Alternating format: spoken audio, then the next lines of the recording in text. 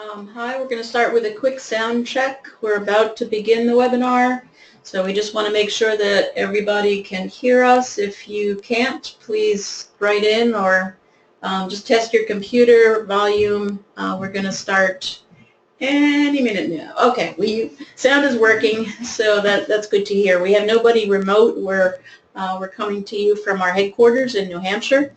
I'd like to welcome you to our webinar, Embroidery Stabilizers, the Hidden Heroes of Designs.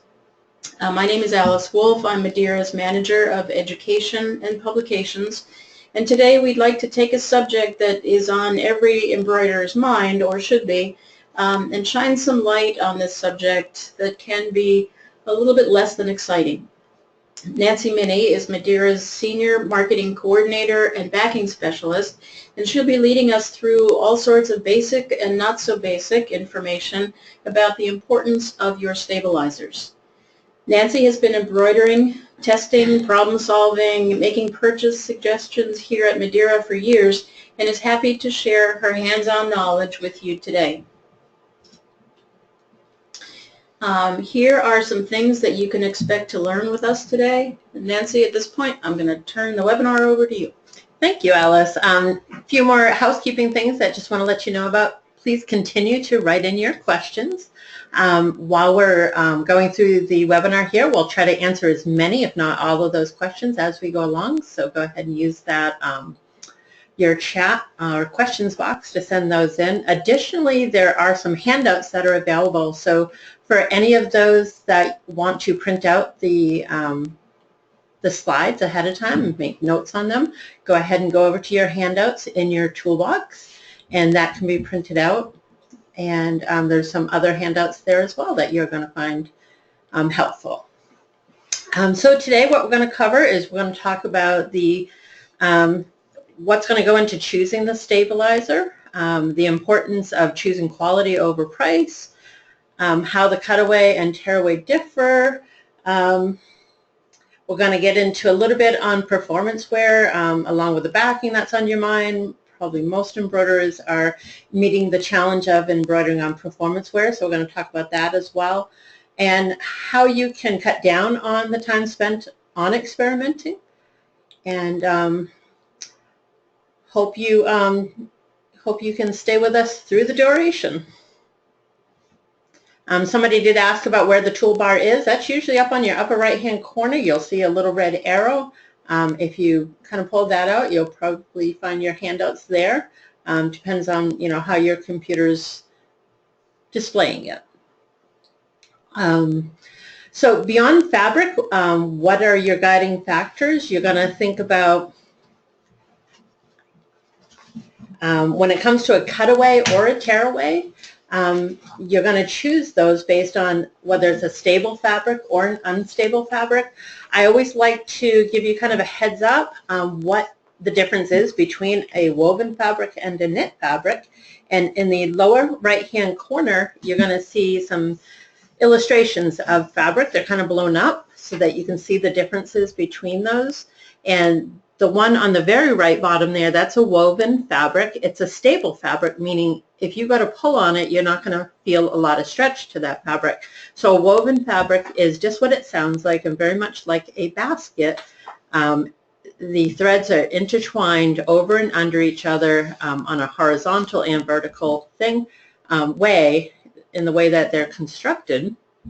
And like I said, if you pull on the sides or the tops of this type of fabric, it should not stretch unless it has a stretchy textile in there, something like a lycra that would be stretchy.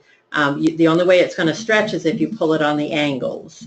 On the other side, or to the left of that image, is a knit fabric, and that's basically a continuous thread that's intertwined in and out of itself, and that type of a fabric is very stretchy no matter which way you pull on it. So if it's a stretchy fabric, then it's unstable. If it doesn't stretch, then it's a stable fabric. So when you're picking out your cutaway, you want to choose those for your unstable fabrics.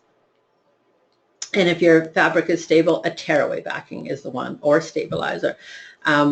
You'll probably notice as I'm going through the presentation today, I'll use the word backing and stabilizer simultaneously or in place of each other. When it comes to what is a backing or stabilizer, they're actually the same thing. They're just called different things throughout the industry, and just wanted to kind of point that out up front. I'm just going to interject here for 1 second and let everybody know that we are recording the webinar, and at the end we'll be able to send you a link to the recorded of the webinar and also a PDF. Someone asked if there was a printed version of this, and so you would be able to print out the slides if you prefer that way. Yep, thank you. So additionally, beyond the actual, whether it's a stable or unstable fabric, you're going to look at what is the nature of the actual embroidery design. So we're going to talk about that today, and we're also going to talk about what is the end use of the product. So we're going to start with the characteristics of a design, just to show you the difference between, something that has a lot of stitches in it and maybe one that has the same amount of stitches but covers a much larger area. So over on the right-hand side, that pretty sunset design was stitched out completely, all fill. So that whole, 2-inch by 4-inch design that we have here has a lot of stitches in it, and the density is very tight. So something like this that we would call a heavy fill stitch needs a little more stability, so maybe a heavier weight backing. So depending on which type of fabric you're embroidering on it, you're going to choose a cutaway or tearaway, but you might go a little heavier because it needs a little more stability. On the other side, on the left side, the flowers that you see stitched out are stitched out in basic running stitches, tripled over. So if you're familiar with that, it's called the bean stitch, gives it a little more thickness to it. But that design on the left, say, is 12 inches by 12 inches, could literally have the same amount of stitches as the small design on the right side. However, the flowers are not going to need as much stability or backing. The backing doesn't have to be as heavy for this particular design because there's not a lot of stitches going into the same place. So beyond your fabrics, you want to choose your backings based on the design characteristics itself. How much stability does that design need?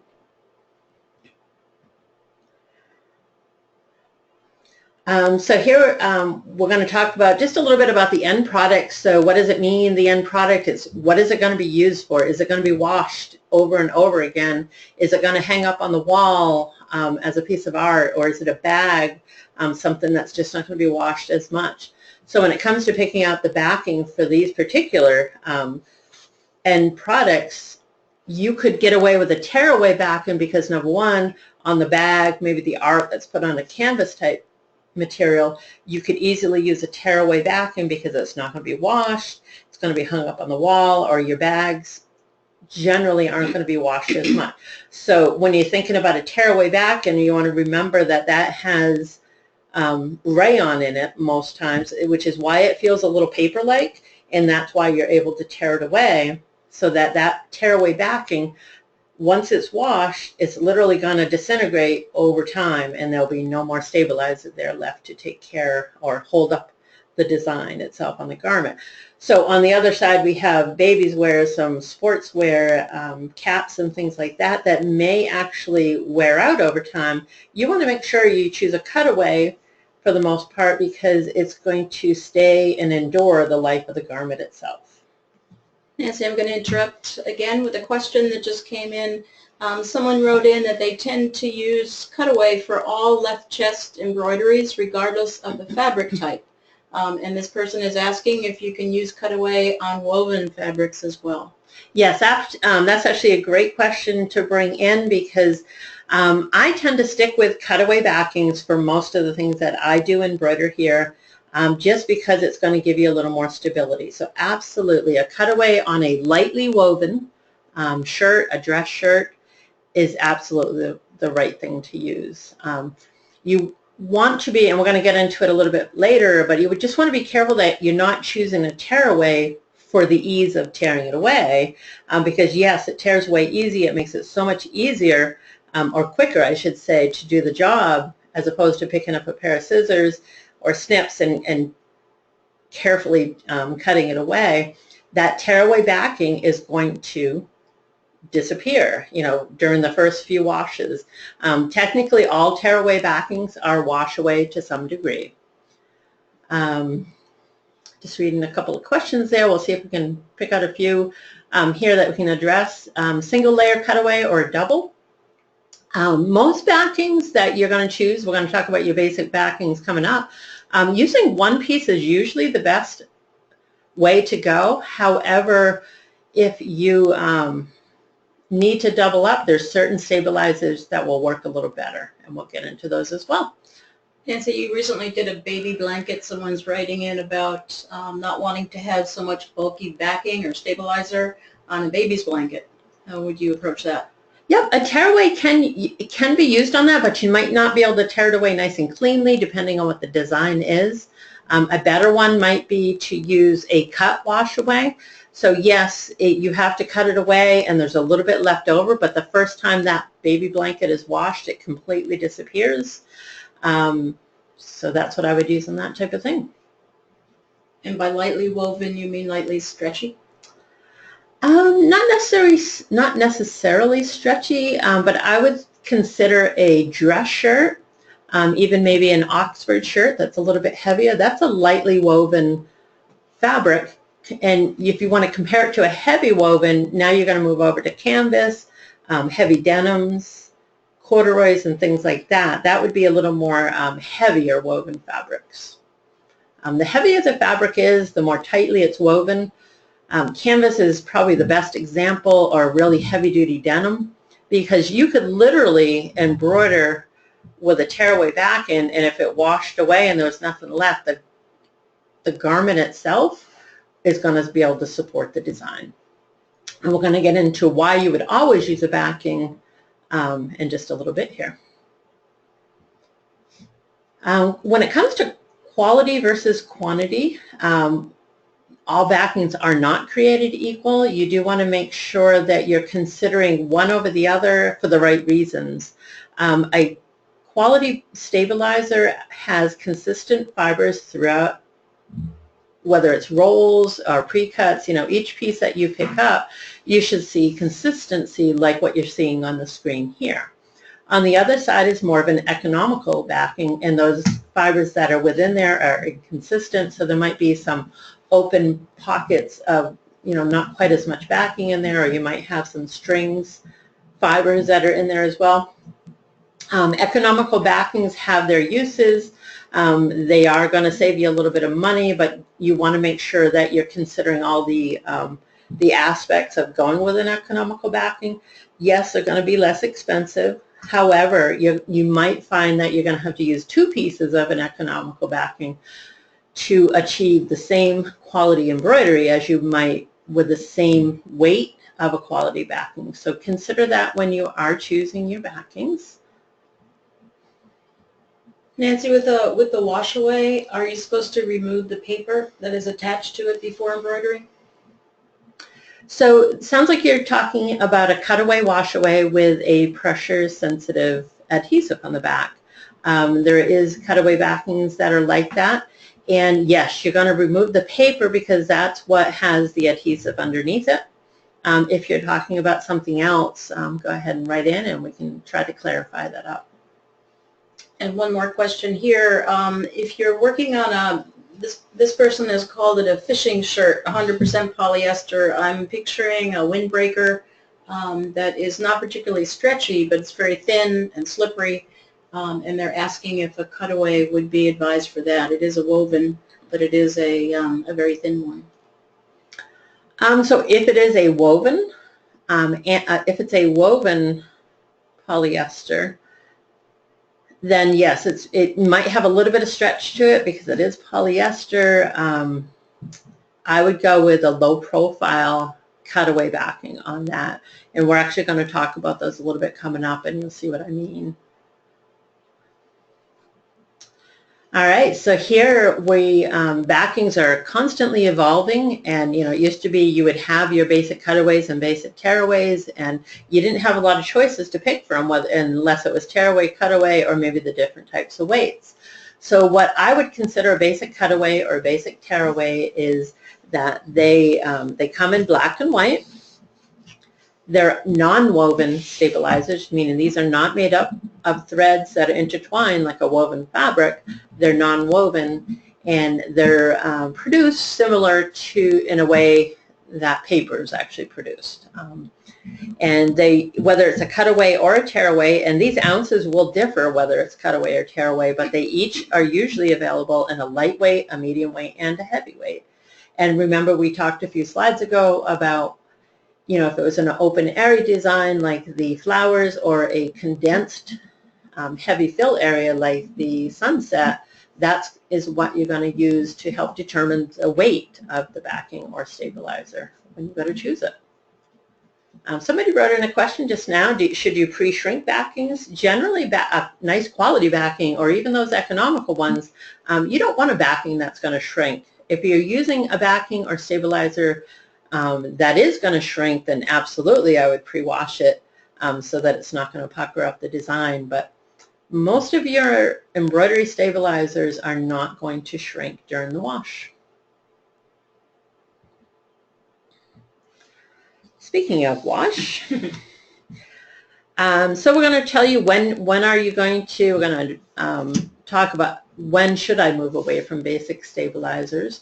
Our world around us is ever evolving, and that's true for our fabrics. And once the fabrics change or evolve into different types of fabric, aka hard to embroider on, then the stabilizer itself has to catch up. So certainly that has happened when it comes to the performance wear. We're going to talk about that in a little bit. So as those new materials materialize, so do the stabilizers. When it comes to choosing these specialty backings, and even the basic ones, you do want to make sure that you're testing and experimenting. Don't throw away those garments that you had a mistake with. Make sure you're holding on to that material and trim them to a size that you can hoop and do your testing on. So never throw away those fabrics. Think of those as opportunities to do your testing and experimenting, or even just an example that you want to show the customer ahead of time, saying this is what it's going to look like. And most importantly, you do want to include at least one laundering cycle, meaning wash and dry, if you know the garment can take the drying as well, making sure that you're following suit to both the garment and the embroidery threads washing instructions. But including one of those laundering cycles is really going to save you a lot of time in the end, and repeat customers, especially if they were to take something home, hand it out, it goes through a laundering cycle, and it comes out looking all puckered and just doesn't look good because the wrong backing was chosen on that. That customer may or may not come back to you for their next job. And last but not least, you do want to consider all the alternatives that are out there when it comes to stabilizers, because there are a lot of them out there. So again, test and experiment with those. Just got one question here that I'll address. What type of stabilizer would work best for bath towels? Tearaway washaways are the best, although most tearaways will wash away eventually. The ones that are specifically wash away will remove easily and wash away quicker. Can you overstabilize or understabilize? Absolutely. If it was easy to just throw backing on there, and whether it's too much or too little, we probably wouldn't be having the webinar today. So we're going to go over, you know, what's going to happen if you use too much backing, what's going to happen if you use too little, or choose the wrong one. Nancy, just a quick question. Would you think that a laminated cotton or oilcloth is sturdy enough that you would be able to use a tearaway, or which way would you go with that?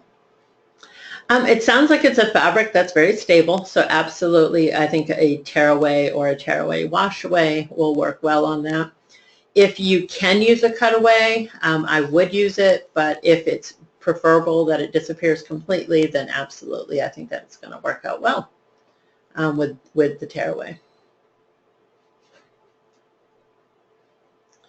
So here we have an example of too much stabilizer.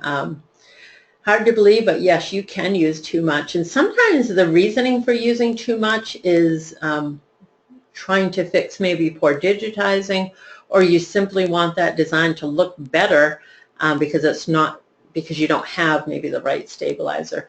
So we have one here on black, one here on white, and they both have too much backing behind them.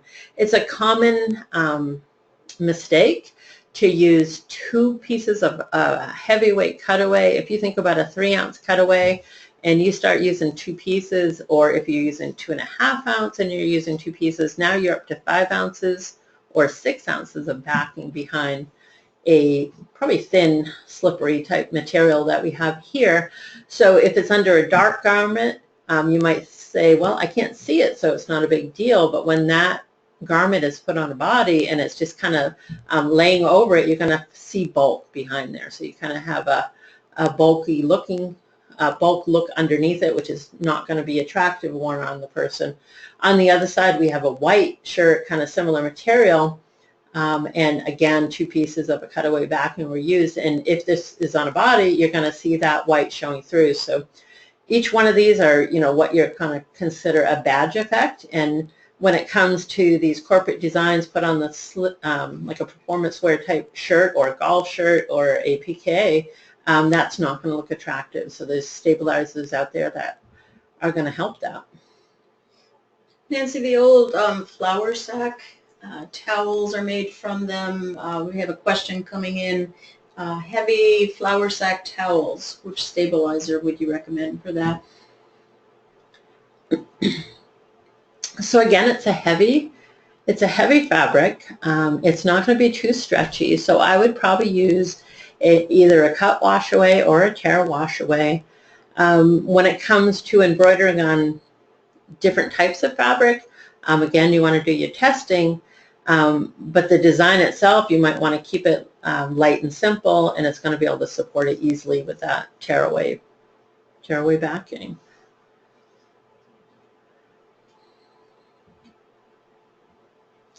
So just like you can over-stabilizer or use too much, you can under-stabilize as well. Or in this particular instance, we chose, it was under-stabilizer because we used a tearaway on the left and we used a cutaway backing on the right. And hopefully you're able to see this on your screens. When you're looking at the frog on the left-hand side, it was stitched out, same design, same fabric, but a medium tearaway backing was used. And here we have a stretchy fabric that has some bumps on it because it's the PK. In addition to it, the black outline stitches they just didn't fill in quite as well.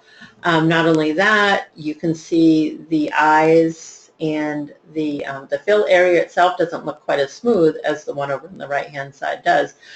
So not only does this not look good now because it didn't support it during the embroidery process itself, it's going to look even worse once it's been washed. On the right-hand side, we used the correct cutaway backing behind it, gave it great support. So you can see the black lines are standing up above and not sinking down in because the cutaway is actually supporting the garment. So it's not just supporting the garment maybe from going side to side, up and down, it's supporting it by holding it still and holding the thread where it needs to be. So this is just a great example of how using a tearaway, yeah, it was easy. I could tear it right around that frog. But the time it took to cut around the cutaway backing ensured that the design looks good walking out the door, and it's going to continue looking good after it's been washed a couple times. Nancy, a question is coming in from someone asking about what you would suggest as the best type of backing for an unstructured cap or the popular dad hats, because their digitizer is telling them to use two pieces of 3-ounce cap backing. The person is also mentioning that it tends to get very thick and makes the design concave. Yep, that makes sense. So generally, you should only have to use one piece of a tear. So cap backings are heavyweight tearaway backings, and you really should only have to use one. Your digitizer might be telling you to use two, in order to kind of fill in the space. So it really comes down to the hooping when it comes to caps themselves. We actually have another video. If you go to Madeira's YouTube page, we did a webinar on cap backing specific, so I'd go ahead and watch that when you do have a chance. But one thing that I'm told, or have experienced myself as well, is if you're embroidering on a cap and, you know, basically you're trying to create a flat surface for that embroidery machine to embroider on, it's really difficult on a round hoop. So you might want to try using longer pieces of backing in order to clamp it on that cap, the hoop itself, get it a little flatter, because that's where the challenge comes, is in getting that cap hooped correctly. So there's some help out there, help with that webinar as well in the hooping itself. So my advice would be to use one piece. Maybe you want to go up to a 3-ounce. Just 3-ounce tearaway backing, yeah. So one should do it. Maybe go a little longer, and make sure it's not too wide for your cap frame. If you need to trim it down a little bit, that might help you get it down a little flatter. How about with the frogs? Was just one piece of cutaway used on the frog? Yes. Yep. And it was actually a lightweight cutaway. We're going to talk about those low-profile cutaway backings that are available. It's a PK shirt. So it tends to be a little bit heavier than, say, your performance wear, polyester, golf shirts, and those types of things.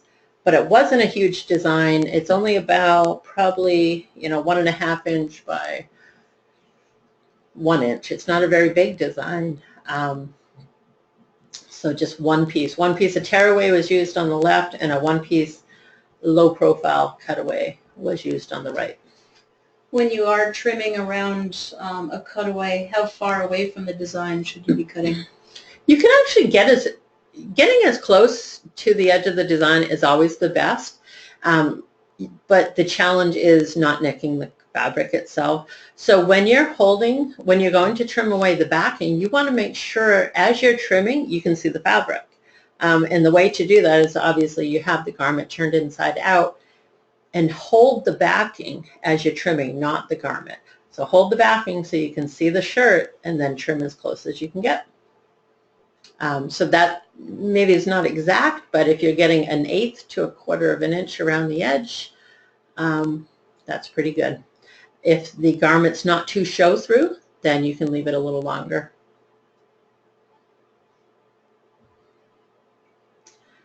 Here we have terry cloth. I think I saw a few questions come around for that.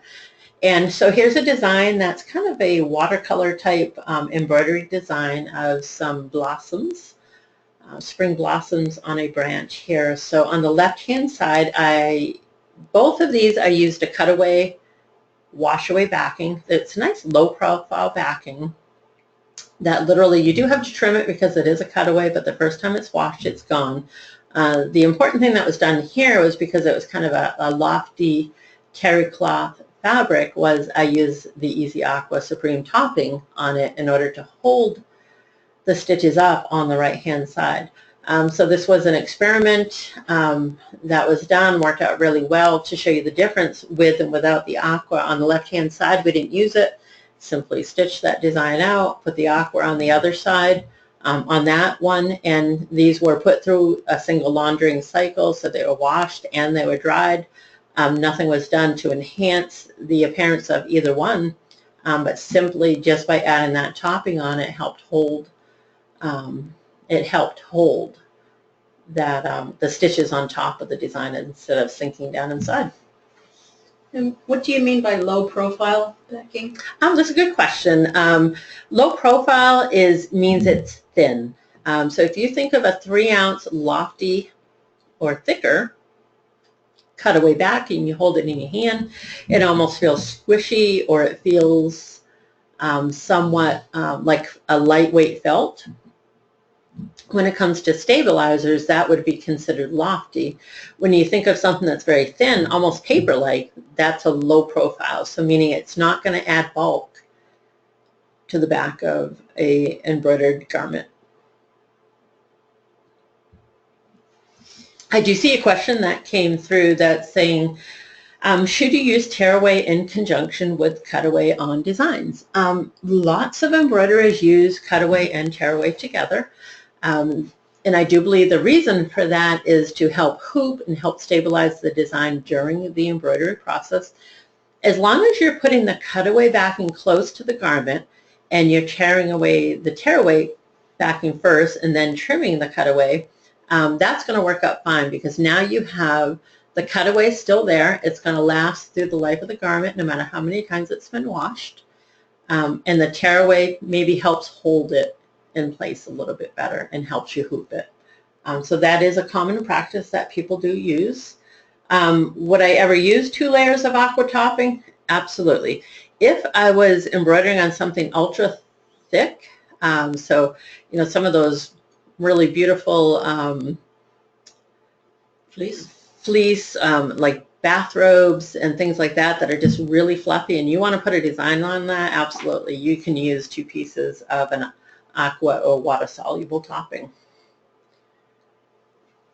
And then somebody asked, is there ever a time that you wouldn't use a stabilizer and, for example, a wool felt?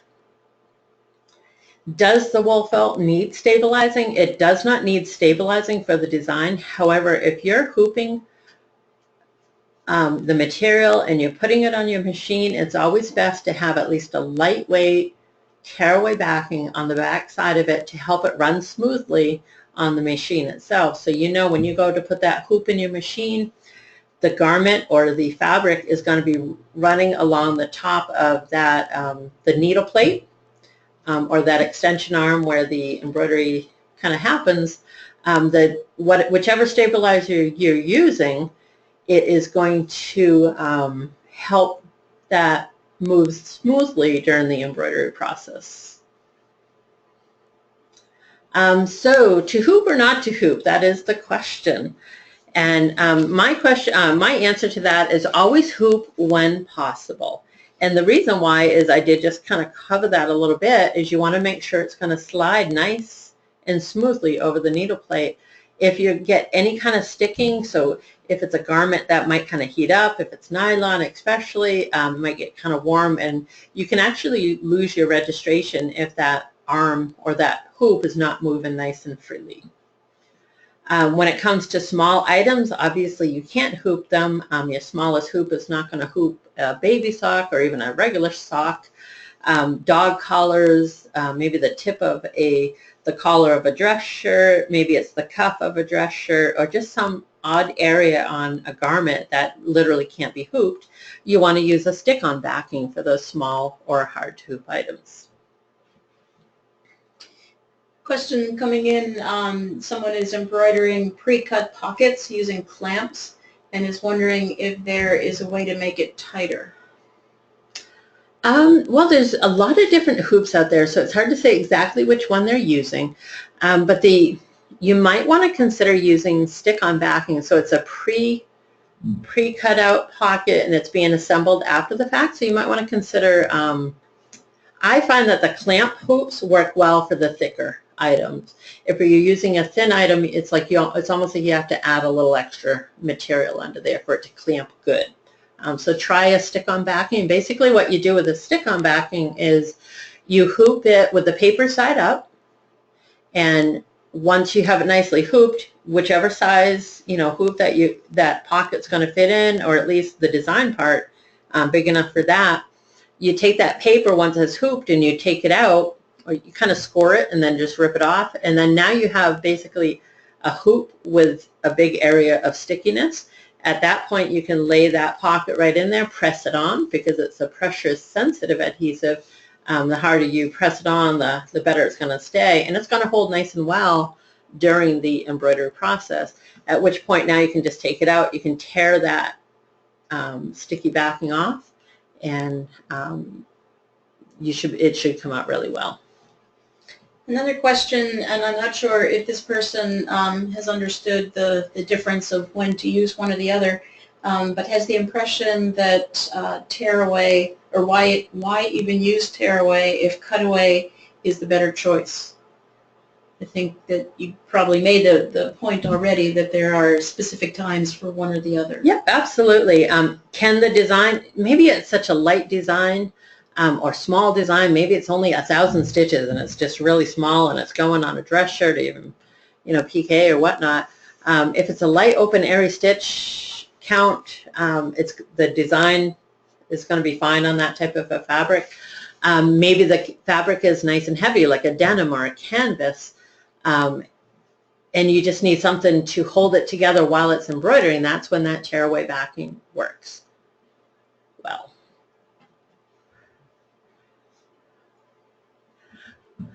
So when it comes to hooping, we just have a couple examples here of what is considered good hooping. We kind of learn that over time. When you start, hooping is probably one of the most challenging things that you have to do. Not only do you have to hoop it correctly, you have to hoop it straight. You have to hoop it, you know, you have to mark your spots so you're getting them in the correct spot. So when you do hoop, well, we talked a little bit about why you do want to hoop if you can hoop. Not only is it best to hoop whatever you're embroidering on, when you do hoop, you're going to get the best embroidery in the end, meaning your design is going to look really good, and it's not going to shift around while you're embroidering it. So we have some pictures here. They're kind of extreme, just to show you a good example. On the left-hand side, it's been hooped too loosely, meaning that if you run your finger across that, that material is going to easily move and you're going to see it ripple.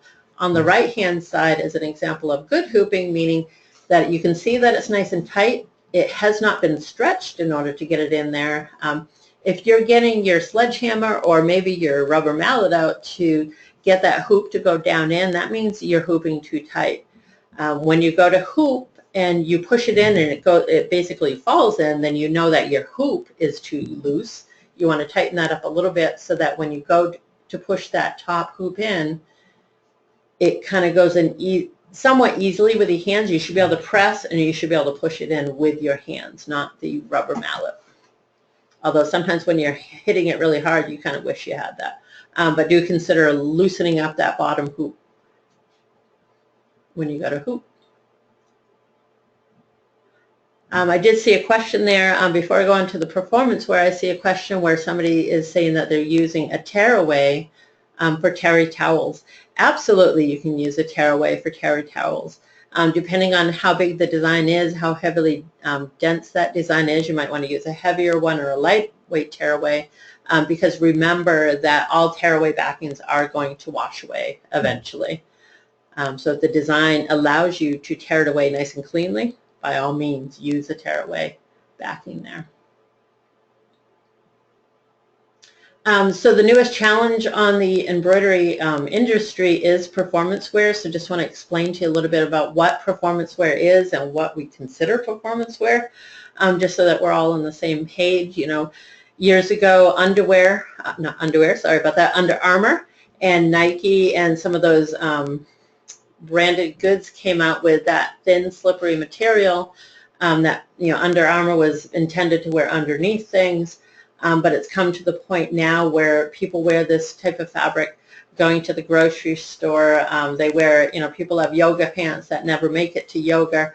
And, you know, at some point the term athleisure was kind of brought into it because the material, the garments are just so comfortable to wear that it's gotten huge. However, that being said, when you go to embroider on these types of products or fabrics, it's really hard because it is a thin, slippery fabric.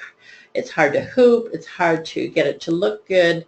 However, we have some backings here, so we're talking about backings in particular. We have a couple of backings here that we'll talk about. They're both cutaway backings, and these are the backings that you want to use on this type of fabric.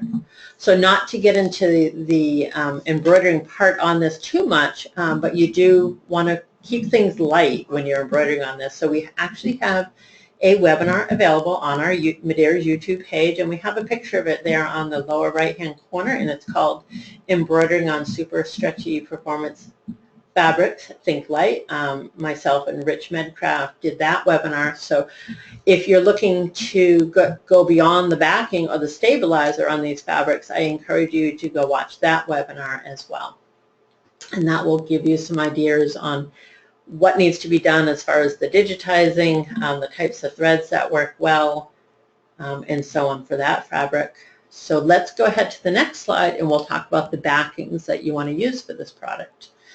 A couple of things that have come out. We have the Easy Cut Performance backing itself, and this is, unlike most backings, this is a woven stabilizer, and just like it sounds, it's actually woven threads that are much similar to a fabric, a woven fabric.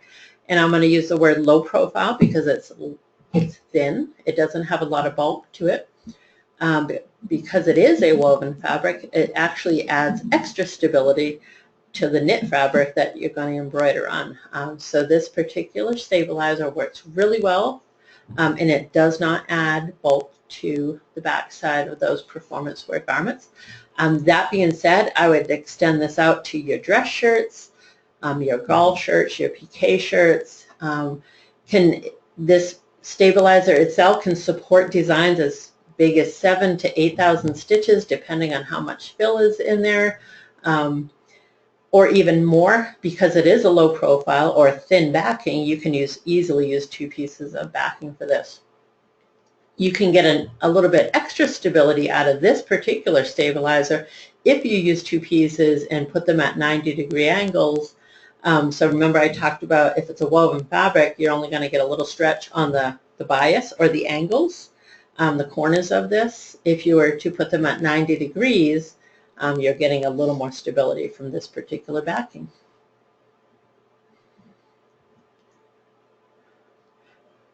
Somebody did ask if you trim performance as close as well. Absolutely. You just want to make sure you're seeing the fabric. You hold the backing as you trim it, and you make sure you want to see the fabric as you're trimming it, so you can get it as close as you feel comfortable doing. That way you're not going to nick the fabric. Another low profile stabilizer is the Easy Web-On No-Show Mesh. This particular backing is a non-woven. It's 100% nylon, and it has an embossed texture to it. Sometimes it gives the appearance that it's a woven stabilizer, but it's not. It's just the embossed that makes it look that way. And again, it's low profile. Same thing, it holds about, or it can support. Somebody asked if this is moisture wicking apparel. Absolutely, that's what we're talking about. Some performance wear has been treated specifically to be moisture wicking, but there's a lot of the fabric itself, whether it's treated or not treated, it's thin, it's slippery, it's usually 100% polyester and very stretchy. So go ahead and use this backing for that as well. What's the difference between this and the cut performance? Mostly it's just that one's a woven backing and one's a non-woven backing. So it's really what you prefer to work with. They both work well. I've tested them both out, compared them to each other, and they create equally good designs in the end.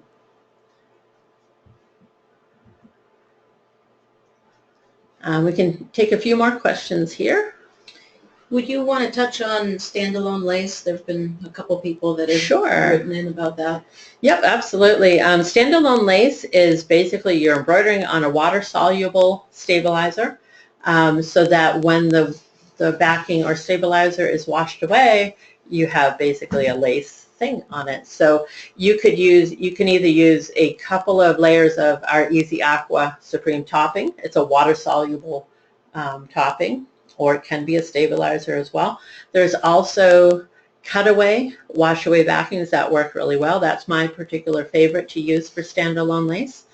This one is a cutaway as well, so you embroider out the lace, you trim it very close to it, and you simply, either rinse it under running water, or you can throw it in a bucket of water and completely just washes away. About Weblon, does that have to be pre-shrunk, and if yes, how much? It does not need to be pre-shrunk. Good to hear. Yeah.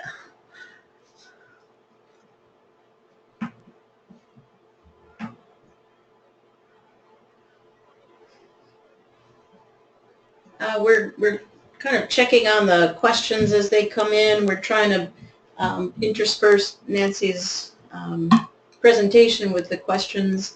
I just want to remind everybody that we will be answering all of them. So if you don't hear your question answered in real time, a Q&A will be emailed to everyone, so you don't have to worry about that. Also, someone asked about the other webinar on embroidering on performance wear that Nancy mentioned that she did with Rich Medcraft. You can find all of our webinars on our website, MadeiraUSA.com. You can also find them on YouTube. We have a Madeira page on YouTube, and there are other webinars that you might find interesting. Okay, I think at this point we will go over just kind of what we've learned. We won't take any more questions? Okay. So what we've learned today is choosing the right stabilizer for your project. I want to mention at this point we do have a website called easybacking.com. You can find a very, very detailed list of projects and the appropriate stabilizers for them on that website. Nancy's mentioned some of the new products on the market, the Performance and the Weblon. So if you're interested in tackling performance wear, I can't imagine at this point that everyone hasn't had a customer come in wanting something done on performance wear. So we have new options available for you. The results that you can expect from the choices you make, we tried not to scare anybody off with too many pictures of don't let this happen to your embroidery, but there is the badge effect that you're going to get if you use too heavy or too much stabilizer, and that seems to be probably the most common problem that we've heard that people come across, too much rather than too little. Conquering embroidering on performance wear. I would encourage anybody that is really struggling with that to take a look at the webinar that Nancy mentioned that is you can find either on MadeiraUSA.com or on YouTube. And then cutting down on the time to spent on experimenting. As Nancy mentioned, you're going to want to experiment, but obviously the more knowledge you have, the less time you're going to spend experimenting. Again, I'm going to mention that, no, I'm not. We're going to go into the special. I'm sorry. Let's look at what, Nancy, if you could explain what this is. Sure. So thank you so much for spending your afternoon with us here for these few minutes. And to thank you, we just want to make sure that you're aware that if you're looking to try one of our backings, if you include one of our backing or that topping, that Easy Aqua Supreme water soluble topping, and your order total is $75 or more, we'll give you 12% off your order off of all the non-sale products there. So go ahead and write down this promotional code. We're going to follow up with an email. You're going to see that real shortly. That's going to have all the links. The recording of this is going to be up on the YouTube page shortly as well. And hope that we're able to help you out, and we'll get right on those questions for you. So anything that wasn't answered, we're going to get them right out to you real shortly. Okay, questions are still coming in, but we're going to collect them all. Today's Wednesday. I would say by Friday, everyone will have a copy of the questions and answers. And I'd like to thank you, Nancy, between our slides and all of the questions that are going to be answered if they haven't already. I think we've covered a lot of ground today. For everyone that is still with us, if you have any lingering questions about which backing to use or feel the need for any follow-up information, any of Madeira's customer sales and support representatives are trained and ready to lend support. If you have an incredibly tricky question that one of them can't answer, it would be upgraded to Nancy, and then she would be able to help you as well. So if you're stuck on a problem, please don't hesitate to call us. I'm sure that we would be able to help. And again, as Nancy mentioned, our webinar is recorded. The recorded version, the printable version will be available to you. We'll send you those links before Friday. We've collected all your questions, and we'll be sending them to you. I'd like to, again, thank everybody for joining us today. Thank you for your time. We hope that we've helped, and we will be getting back to you. Take advantage of the special, and again, if you have any questions, please contact us, and we would be happy to help. Thank you.